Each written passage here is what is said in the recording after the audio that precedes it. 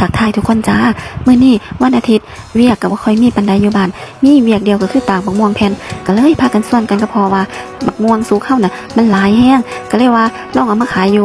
ตลาดอยู่งานประจำปีอำเภอเบญจรักษ์เบิ่งว่ามันจะขายได้บ่เนาะเพราะว่าบักม่วงนั้นหลายบ่มไว้ 3-4 กระสอบก็เลยลองเอามาขายเบิ่งบัดเทื่อได้จัก100-200พอได้ค่าบัตรเบิ่งหมอลำมื้อแลงสนุกว่าตอนนี้ประมาณ 10 โมงก็บ่ค่อยมีคนมาย่างปานใดจ้าเพราะว่ามันยังเช้าอยู่เนาะส่วนมากคนสิมาย่างงานยามแลงๆพุ่นล่ะแต่ว่าเฮาก็มานั่งมาเฝ้ามาเล่นถือโอกาสมาเล่นมาเบิ่งเขาเตะบอลนำแล้วก็มาหาคอนเทนต์นำพุ่นล่ะได้บักม่วงสุกมาบักม่วงน้ำดอกไม้สุกงามเรื่องห้อยๆเป็นแต่แซ่บคือหยังนี่ซิมเบิ่งแล้วล่ะหวานโลละ20 บาทได้มาขายมื้อนี้แล้วก็บักม่วงแอปเปิ้ลหน่วยใหญ่ๆหน่วยละโลเลยจ้าหน่วยละ10 บาทผู้ใดเพิ่นย่างผ่านเพิ่นเห็นหน่วยบักม่วงเพิ่นก็อ่อนซ้อนว่าซั่นมันเกิดปีแรกเนาะหน่วยมันก็ใหญ่ๆต้นน้อยๆแต่ว่าหน่วยใหญ่ขนาดเลยได้เอาไม้ค้ำไว้จักเท่าใดไม้นี่มาเบิ่งบักม่วงของเฮาพุ่นหน่วยงามตั้งร้านบ่ทันแล้วได้ขายแล้วเด้หาหน่วยเบิ่งติล่ะช่วงนี้ก็เงียบ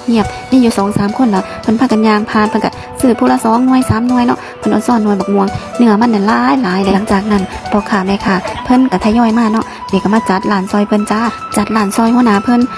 กรมป่าไม้ก็มีสินค้าจากสวนเพิ่นมาขายคือกันจ้ากับสิเป็นกล้วยเป็นหอมแดงบักฮุงเม็ดปอเทืองแล้วก็พันกระเจียวหวานผู้ใดสนใจเม็ดปอเทืองแล้วก็พันกระเจียวหวานเพชรน้ำผึ้งมาเบิ่งได้เด้อจ้าอยู่งานอำเภอเบญจรักษ์ของเฮานี่เพิ่นขายบ่แพงเด้อันพัน1ดอกกระเจียวนี่เพิ่นขายโลละ80 บาทได้แบบหลายเลยปลูกกับปลูกง่ายเอาไปเสียบไว้มันก็ขึ้นจ้าช่วงนี้ฝนตกเนาะตกข้าวมันก็ขึ้นดอกเพราะว่าตอนนี้นั้นหัวมันก็ป่งแล้วได้นี่นอมันป่งขึ้นแล้วนองอกขึ้นแล้วจ้าเอาไปเสียบไว้นี่กินนี่แซ่บเนาะกินกับปนเนาะอันดอกกระเจียวนี่แม่ผู้เฒ่าเพิ่นมากผู้ใดมีพื้นที่หลายๆเนาะเจ้าก็อยากเอาน้ำเพิ่นไปปลูกอยู่แต่ว่าหันบ่มีพื้นที่นะว่าสิถมที่อยู่อันหลังบ้านอยู่ข้างศาลนั่นก็มันก็หลาเนาะปีนี้สงสัยปีหน้าพุ่นล่ะสิได้ถมแล้วก็สิหาแนวมาปลูกเฮ็ดเป็นสวนงามๆแต่พอแต่แปะเอาไว้ถ่ายคลิปให้ทุกคนเบิ่งความฝันเฮามันต้องเป็นจริงล่ะสักมื้อถ้าเฮาเฮ็ดบ่หยุดเนาะเฮาบ่ละความพยายามสักอย่างสักมื้อมันก็ต้องเป็นจริงแน่นอนอีหยังสิฝันไว้ก็จังเช้านี่เป็นคนมักวาดฝันทุกอย่างแล้วความฝัน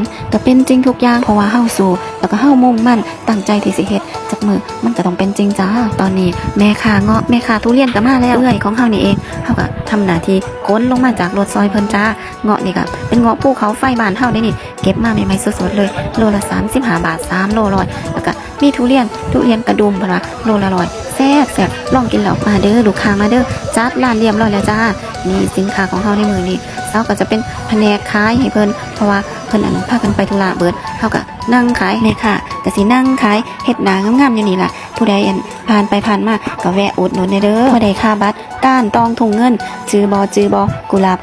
มื้อแรงนี่สิโยอยู่หน้าห้านบ่ได้ค่าบัตรมื้อลำมื้อแรงนี่ล่ะจ้าเพิ่นน่ะลูกค้าน้อยเพิ่นเห็นกล่องเพิ่นมาเก๊กใส่กล่องอุ้ยตาหาขนาดเลยส่วนว่าลูกชายเสาก็จักไปเล่นทางใดดอกมื้อนี้ว่าสิมาขายบักม่วงซอยแน่แต่ว่าหาโตบ่พอเลยไปหาเล่นของเล่นอยู่ทางใดบุกับหมู่เพิ่นมาพอหมู่ไปนำกันลองซองมานี่เอ้าช่วงนี้ก็เริ่มคึกคืนแล้วลูกค้าก็มาพอได้ขายอยู่จ้าก็คิดว่าสิขายฮอดมื้อแรงพุ่นล่ะฮอดตี 1พุ่นล่ะอยู่ถาเบิ่งหมอลำเอื้อยก้านตองพุ่นล่ะจังค่อยสิเมื่อขี้ขานลบไปลบมาเนาะมาเด้อผู้ใดอยู่ไกลมาเหมาบักม่วงสาวให้เบิดในเด้อสิเฝ้าเมื่ออาบน้ำมาหาเบิ่งหมอลำเอื้อยก้านตองมื้อนี้มาจ้ามาเหมาให้เบิดในจ้า